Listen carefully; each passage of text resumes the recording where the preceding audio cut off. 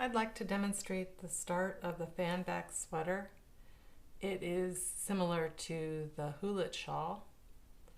You start with a purl-on cast on, and the first stitch is a slip knot.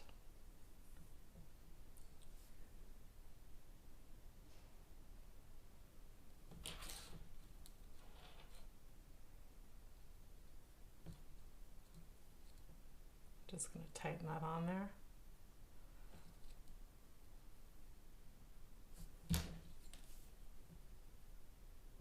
It's a little slippery and awkward to do this cast on, but once you are all, I'm trying to orient see, I'm just going to turn it around. There we go. You know how the knot does have a direction, so I just want to be ready to purl, because the cast on is going to be purling so that you can immediately start knitting on the next row in garter stitch format. So I'm going to insert my right needle purlwise and wrap the yarn and pull it through as if to purl, and then put that next stitch back onto the needle. I'm going to do that for as many times as I need for the first row, the cast on number. Now this cast on number, the number of stitches that you do, should approximately equal the length of the back of your neck, or whatever size you're knitting. I will demonstrate using a 20 stitch cast on, and on that 20th stitch I'm going to stop and show you what's next.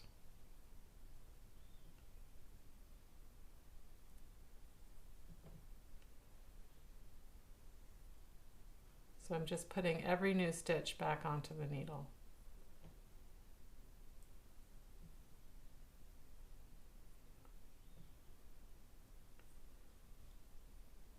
If you want to see a more close-up version of this, you can see the hoolet shawl demonstration video.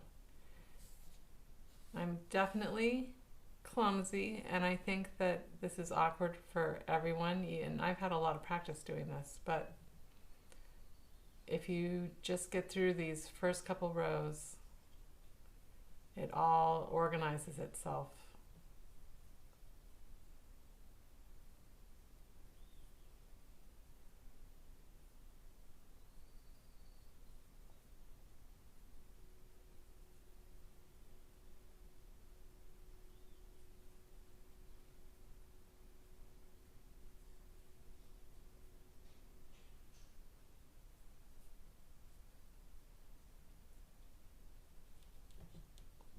My count.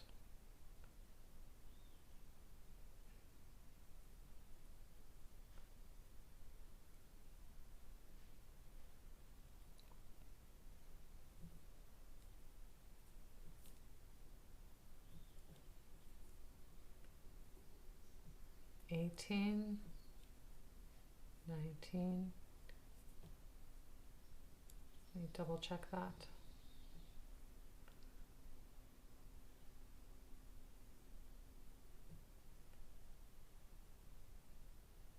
Yeah. Okay, so this last one,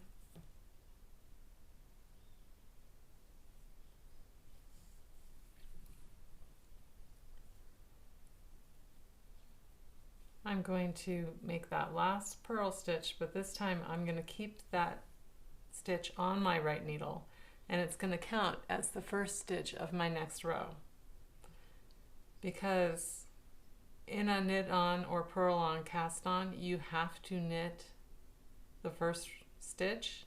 There's no such thing as a slip stitch with this cast on, but that's why I do purl on instead of knit on, because if I put my yarn to the back,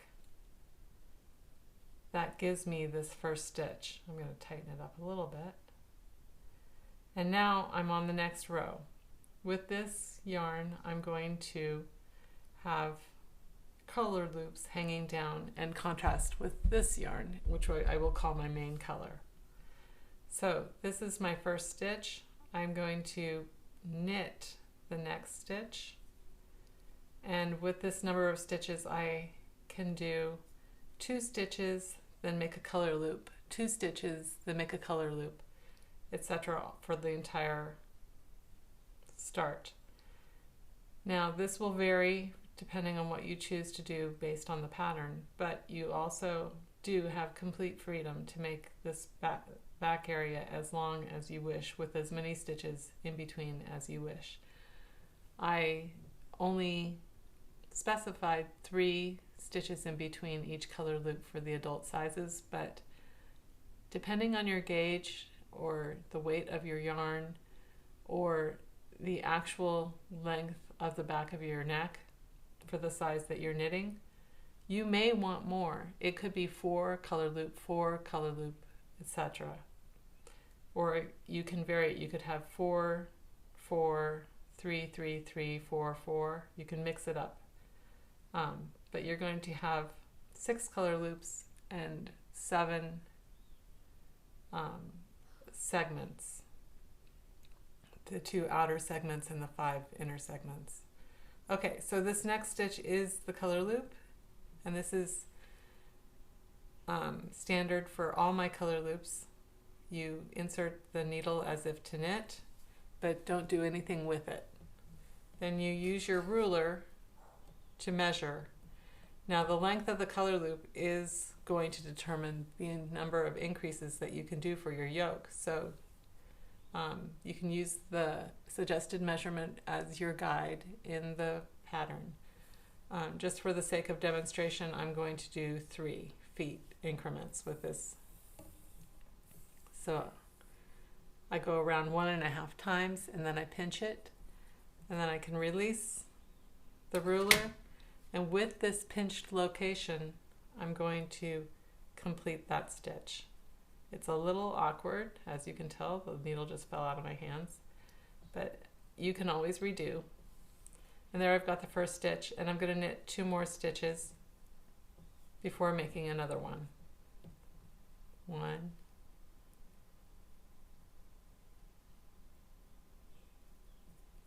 2.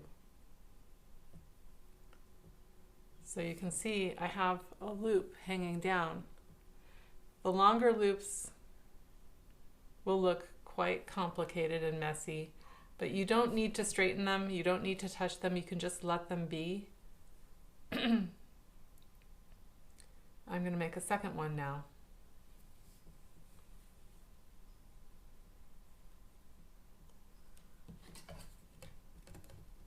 Same way, I have the stitch started, but I'm going to complete it with the pinch at 3 feet down the yarn.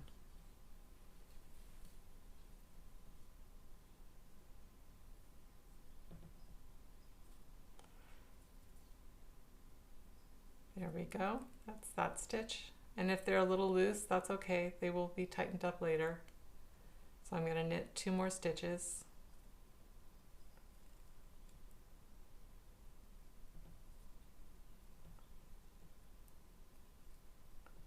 And on this third stitch, I'm going to make another color loop.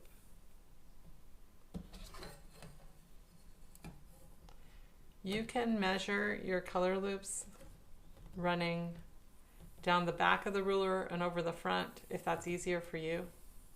I just always do it this way.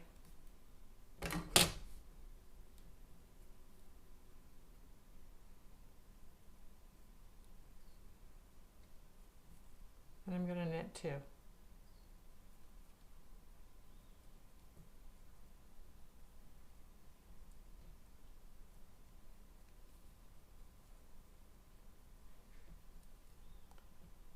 Time to make another color loop.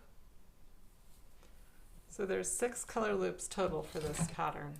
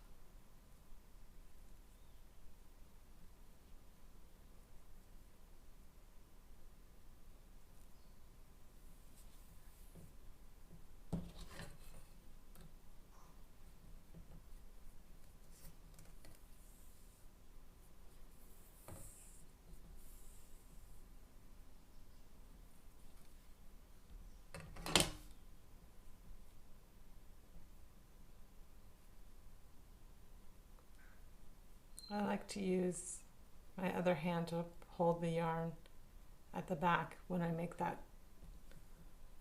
complete the stitch.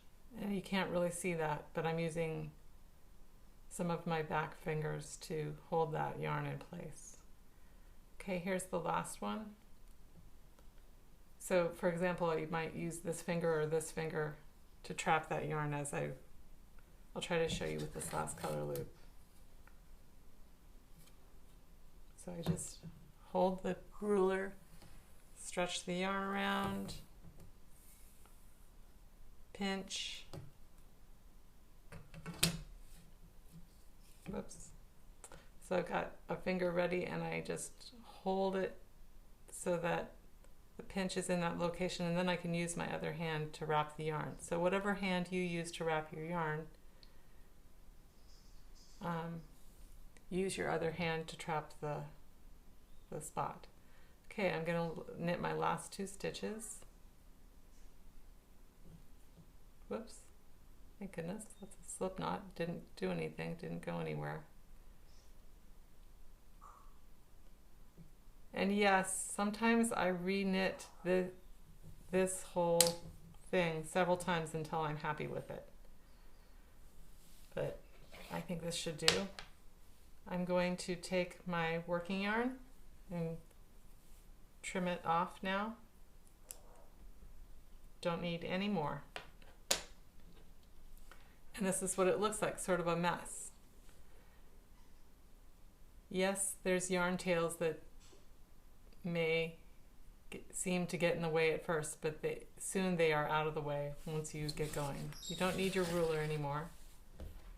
You can switch to your main color.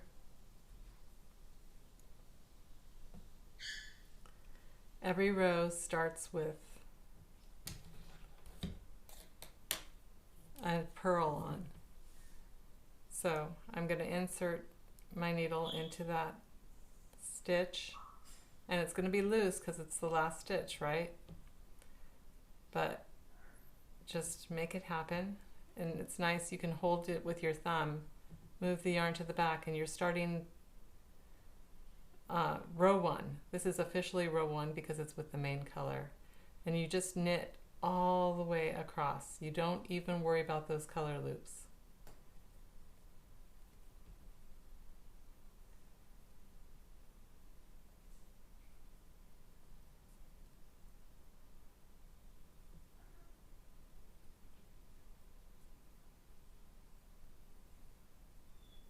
And just whatever is on your left needle, you're going to knit it.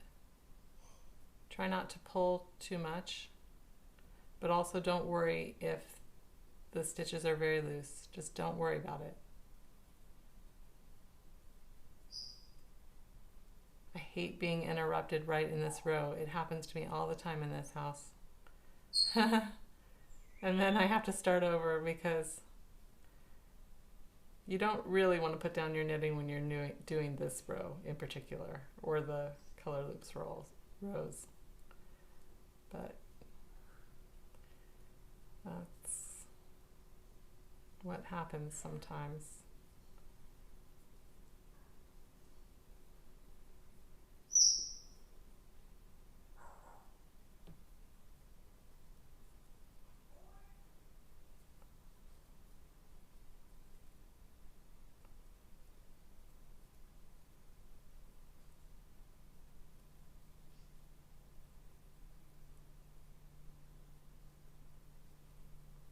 Okay, so now you've got the first main color row, and you have all these loops just hanging down nice right there. You don't worry about this mess. You can see the spacing here. It's just grabbable and straight. Don't worry about the mess. You can do this on straight needles, and that might even make it easier. I don't have any to demonstrate with that, but part of the complication, I think, is this circular needle flopping around. But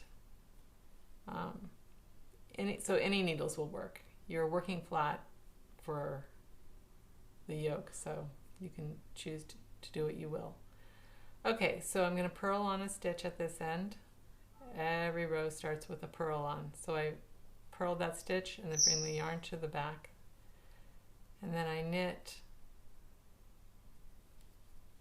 until the first color loop. Now the first color loop is going to be the second stitch with a loop hanging from it, because the loop hangs in between two stitches. So that is, in this case, I'm knitting 3, and then this stitch has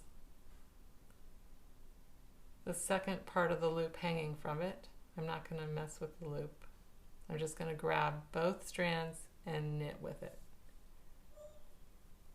Now remember, my increment for this example is 2 stitches in between, so I just knit 2 more stitches. It's really nice to have a contrasting color loop, because then you never lose your main color. Okay, so now I just pick up my next loop, pull it a little bit, knit with it. So you can see it's 2 stitches in between each of those first 2 color loops. That will change in 6 rows. Every 6 rows you do a double increase at those color loops. So that interval is going to expand. And you don't need stitch markers to tell you when. You don't need to count, because this will always be followed. You will always follow the color loop. It tells you what to do. And the formula is so easy. So although this initial setup is a little awkward, it's all worth it. So you see I grabbed that extra strand there, I just drop it, and then I find my actual loop and tighten it up a little bit, knit with it, and this gets neater and neater and neater.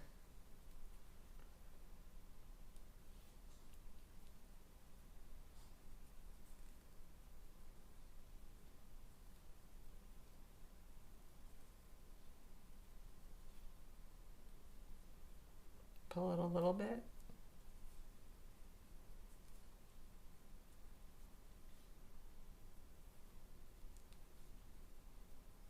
Whoops, I grabbed.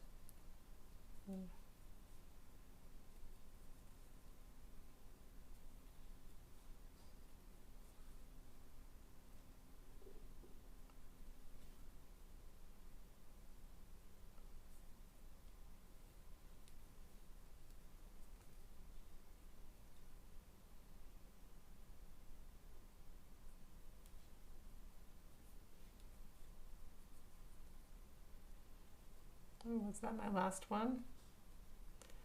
So these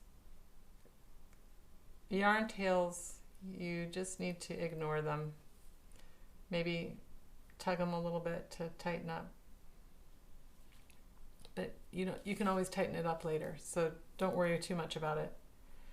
Now you can see I've got, this will make a nice back of neck increment. So about 3 inches, which is really good for a child size.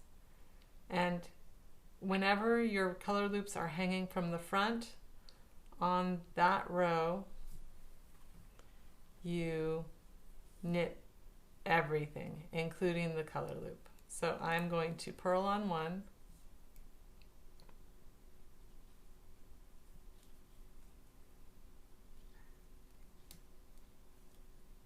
and then knit all with my main color, even the color loops.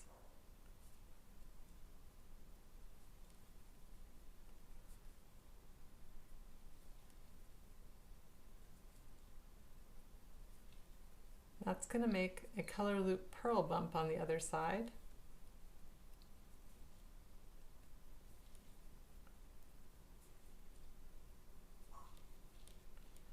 So if you don't like purl bumps, then you might choose to use what we're calling the wrong side as your visible side. You can choose whichever side you like the best because this is garter stitch.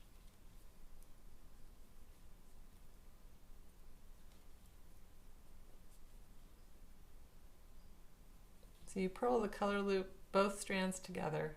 It's always going to stay together in this pattern.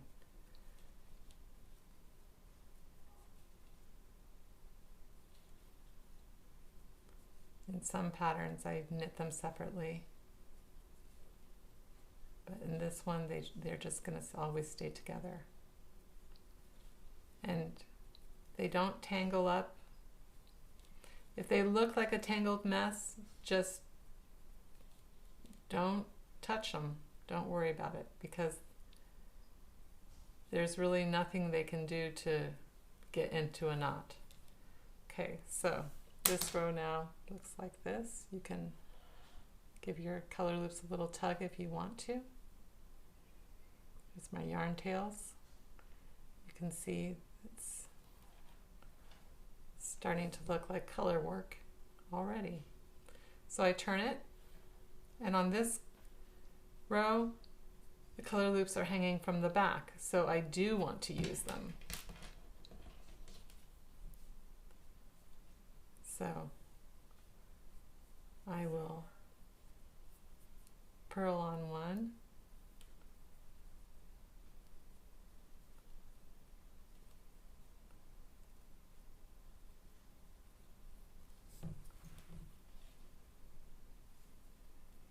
and I'm going to knit to my color loop. When I say knit to the color loop, I really mean knit to the purl bump. So there's the purl bump right there, and this time I'm going to drop my main color, pick up the the color loop, give it a little tug, and knit with it. And actually, if you are a right-handed thrower or flicker, it works really well to knit with one hand and color loop with the other. You know, I split that stitch. Let me try that again. And the color loop is just hanging right there. You can't make a mistake because it's the color loop that's hanging right from that stitch.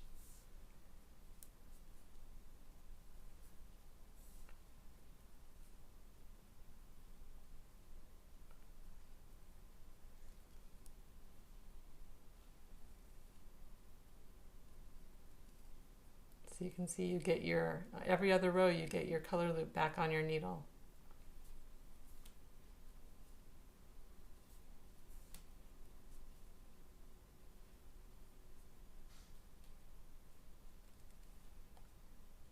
And you can see the purl bump will line up with your color loop stitch.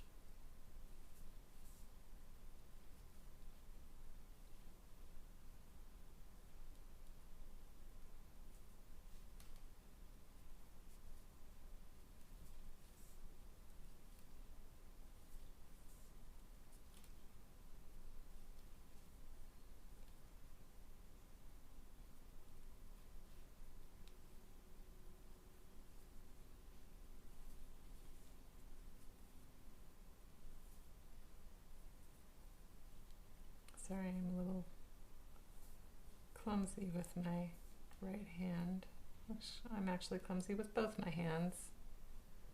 Not great at demonstrating. But you can see how pretty that looks.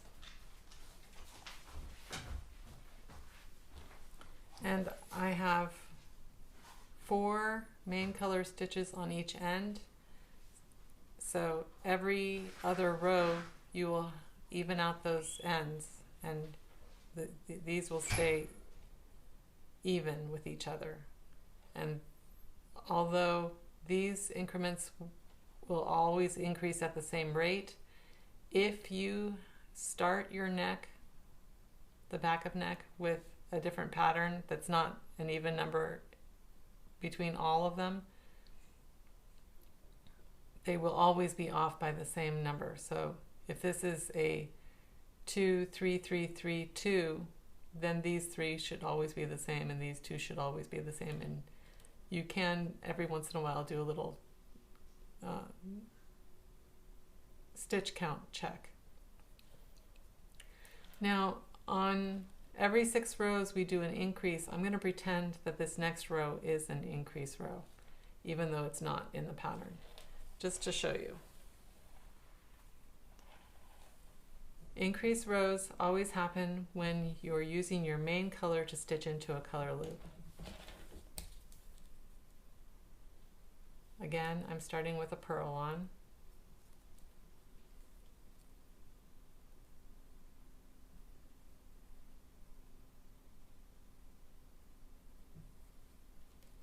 Sorry, clumsy, clumsy. And I knit to the color loop. Here I am back left-handed because that is my comfort zone, but obviously you would do what you would do. Okay, for this next stitch, we're going to pretend it's an increase row, so I'm going to knit, yarn over, and then knit back into that stitch. Okay? The color loop's going to be a little loose. You don't need to worry about that because on the next row you're going to knit with it again, which will tighten it. So I'm going to knit my 2 stitches and then do another double increase. Knit, yarn over, knit.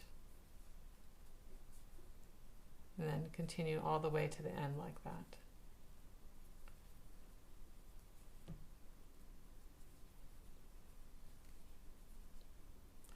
This is just to keep it as easy as possible.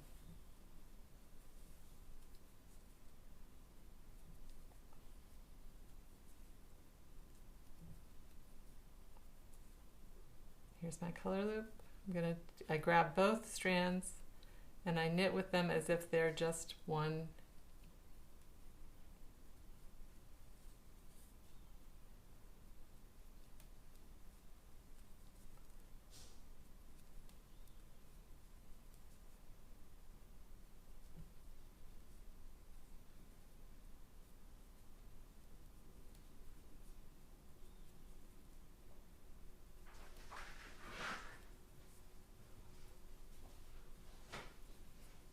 Okay, here we are at the last color loop.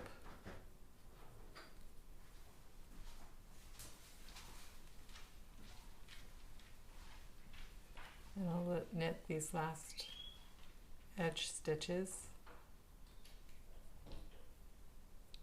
And I'd like to do just one more row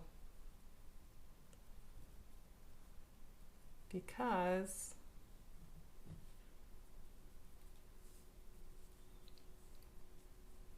where do you put this color loop stitch now? Right in the middle. It's going to be that yarn over. So as you can see, you have a little purl bump with the color loop, and then in the middle the yarn over doesn't have a purl bump. So you can always tell which stitch is going to get that color loop stitch. Keep it in the middle. So there's my purl on. Now I have 5 stitches on each end.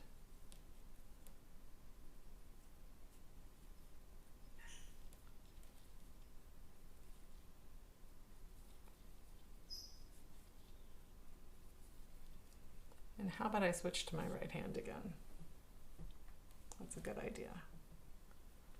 Okay, 5 stitches. Now I have that little purl bump. I'm going to knit it as well, and then on this yarn over, see that hole right there? I'm going to close that up by pulling the color loop and making it a knit stitch. It's always going to look a little bit different, which is good so that you can count your rows. Now I have 4 stitches to knit instead of 2 because I've increased 1 on each of those color loop columns. So there's my 4 stitches. There's my hole. I'm going to close it up by pulling the color loop and knitting with it right there.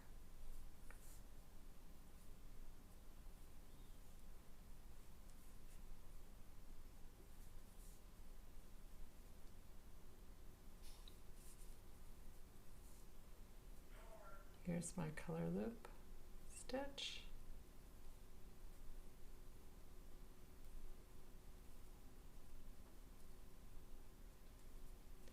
And basically it is, sorry, do this. It's this exact same pattern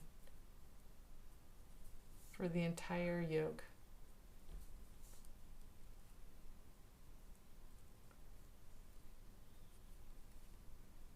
No counting, no markers, just plain old garter stitch with an increase at each end.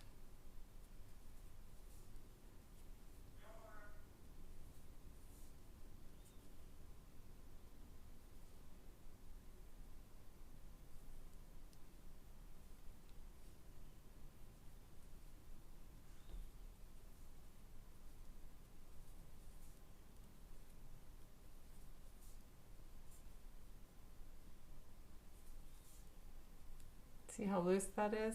I'm going to tighten it up by just tugging on the color loop a little bit and then knitting with it. And the color loops are always going to play this little game of loosening up and then you pull them and loosening up and then pull them. But they don't need to be tight. You just don't want them too loose. A couple more stitches here.